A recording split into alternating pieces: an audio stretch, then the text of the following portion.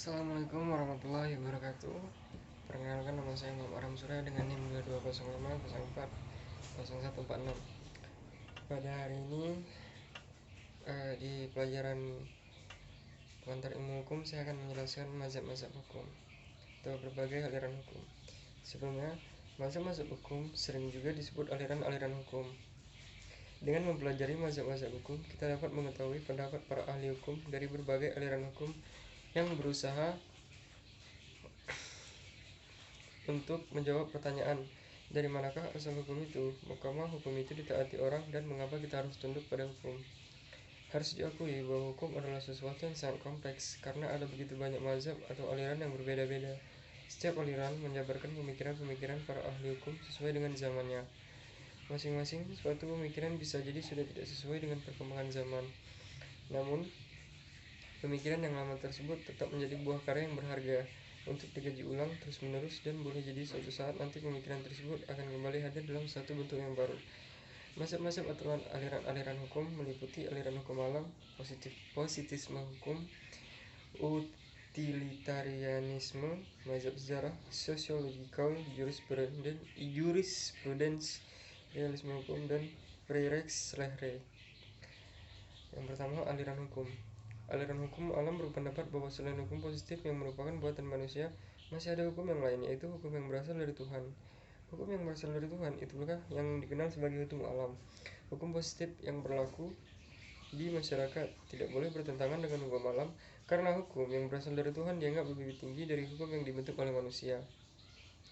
Hukum alam ini bersifat universal dan abadi, sehingga hukum alam tersebut berlaku sepanjang masa serta berlaku bagi semua bangsa. Berdasarkan sumber, aliran hukum alam dibedakan menjadi dua macam, yaitu aliran hukum alam irasional dan aliran hukum alam rasional. Aliran hukum alam irasional memiliki pendapat bahwa hukum yang berlaku universal dan abadi itu bersumber langsung dari Tuhan. Sedangkan para penganut aliran hukum alam rasional berpendapat bahwa hukum yang universal dan abadi itu bersumber dari rasio manusia. Yang kedua itu positivisme hukum. Positivisme hukum juga sering disebut aliran hukum positif. Aliran ini memandang perlunya pemisahan yang tegas antara hukum dan moral, yaitu antara hukum yang berlaku dengan hukum yang seharusnya, antara Dasein dan Dasolen. Aliran hukum positif memandang bahwa persoalan di masyarakat harus diatur dalam hukum tertulis. Bagi penganut aliran ini, tidak ada norma hukum selain hukum positif. Positivisme hukum terbagi menjadi dua aliran, yaitu aliran hukum positif analytical jurisprudence, dan aliran hukum murni, Rechtslehre.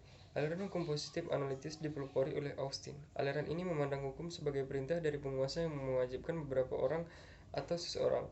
Hukum berjalan dari atasan atau superior dan mengikat atau kewajiban bawahan atau inferior. Hukum adalah perintah yang bersifat memaksa, yang dapat saja bijaksana dan adil atau sebaliknya. Aliran hukum murni digagaskan oleh Hans Kelsen. Kelsen memandang bahwa hukum harus dibersihkan dari anasir-anasir yang non-yuridis seperti sosiologis, politis, historis, dan etis. Hukum merupakan solen kategorie atau kategori keharusan atau ideal, bukan sens kategorie atau kategori faktual. Sehingga hukum adalah suatu keharusan yang mengatur tingkah laku manusia sebagai makhluk rasional. Hukum berkaitan dengan bentuk atau forma, bukan isi atau materia, sehingga keadilan sebagai isi hukum itu berada di luar hukum. Yang ketiga, utilitarianisme. Utilitarianisme atau utilisme adalah aliran yang menempatkan kemanfaatan sebagai tujuan utama hukum. Dalam hal ini yang dimaksud dengan kemanfaatan adalah kebahagiaan atau happiness. Adil tidaknya suatu hukum ditentukan dari apakah hukum tersebut mampu memberikan kebahagiaan yang dapat dinikmati oleh sebanyak mungkin individu di dalam suatu masyarakat, atau yang sering dikenal dengan istilah the greatest happiness for the greatest number of people. Beberapa tokoh penganut aliran utilitarisme antara lain Jeremy Bentham, John Stuart Mill, dan Rudolf von Jhering. Aliran ini sebenarnya dapat dikategorikan sebagai aliran positivisme hukum karena utilitarianisme akan menghasilkan kesimpulan bahwa tujuan hukum adalah untuk menciptakan ketertiban di dalam masyarakat. Hukum merupakan cerminan dan perintah penguasa dan tidak hanya berasal dari rasio. Yang ketiga, mazhab sejarah. Mazhab sejarah atau historische Rechtschule dipelopori oleh Friedrich Karl von Savig.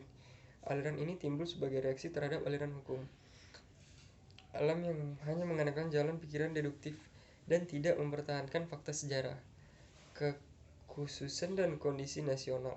Mazhab sejarah memandang bahwa hukum mengalami perubahan sesuai dengan keadaan masyarakat dari masa ke masa, sehingga tidak mungkin ada hukum yang bisa berlaku bagi semua semua bangsa.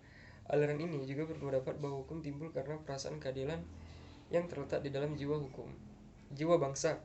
Hukum bukan berasal dari perintah penguasa, tetapi tumbuh dan berkembang bersama masyarakat. Selanjutnya, sociological jurisprudence. Beberapa pakar hukum menamai aliran hukum ini sebagai fungsional anthropological atau metode fungsional. Hal ini dilakukan untuk menghindari kerancuan antara sociological jurisprudence dan dengan sosiologi hukum, atau bisa disebut dengan the sociology of law. Perbedaan utama antara sosiologi hukum dengan sociological jurisprudence adalah sosiologi hukum mentitik beratkan penyelidikannya kepada masyarakat dan hukum sebagai suatu manifestasi, sedangkan sosiological jurisprudence menitik beratkan pada hukum dan memandang masyarakat dalam hubungannya dengan hukum. Aliran sociological jurisprudence memisahkan secara tegas antara hukum positif dengan hukum yang hidup di masyarakat. Aliran ini menyatakan bahwa hukum yang baik adalah hukum yang sesuai dengan hukum yang hidup di masyarakat. Sociological jurisprudence timbul sebagai proses dialektika antara positivisme hukum yang memandang hukum sebagai perintah penguasa dan mazhab sejarah yang menyatakan bahwa hukum timbul dan berkembang bersama masyarakat. Proses pembangunan di Indonesia sangat dipengaruhi oleh aliran hukum ini. Dan yang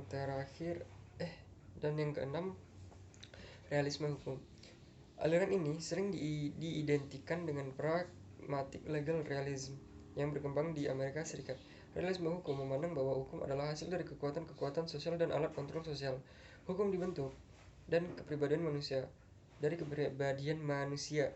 lingkungan sosial, keadaan ekonomi, kepentingan bisnis, gagasan yang sedang berlaku, dan emosi-emosi yang umum. Ada beberapa ciri dari aliran realisme hukum, antara lain: 1. Tidak ada mazhab realis. 2. Realis mengandung konsepsi tentang masyarakat yang berubah lebih cepat daripada hukum. 3. Realisme menganggap adanya pemisahan sementara antara hukum yang ada dan yang seharusnya ada. 4. Realisme tidak percaya pada ketentuan-ketentuan dan konsepsi-konsepsi hukum sepanjang ketentuan-ketentuan dan konsepsi hukum.